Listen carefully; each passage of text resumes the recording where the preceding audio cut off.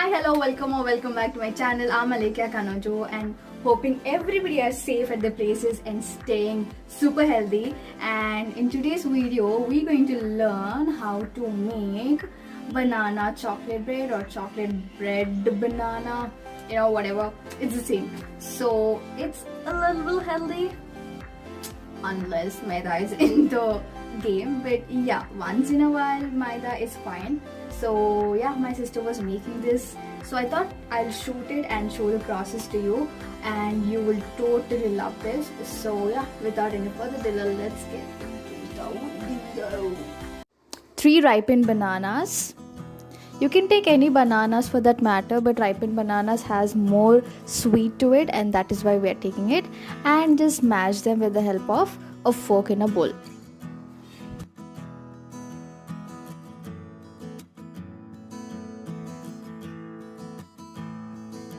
You can mash the banana totally, or you can leave small chunks of bananas.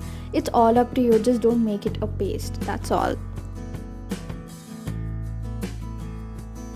And now add 1 cup of powdered sugar and just mix it.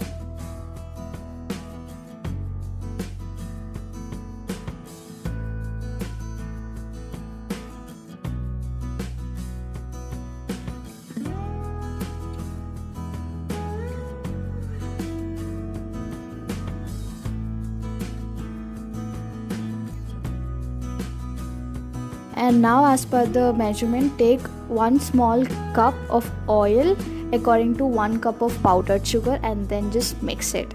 And now we are adding the leftover powdered sugar in the bowl.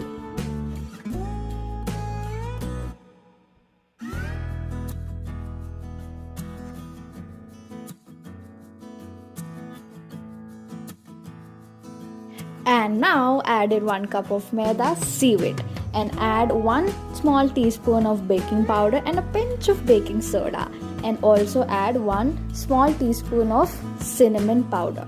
Why cinnamon powder? The combination of banana and cinnamon powder is excellent, and the banana flavor enhances. That is the reason we are using cinnamon powder.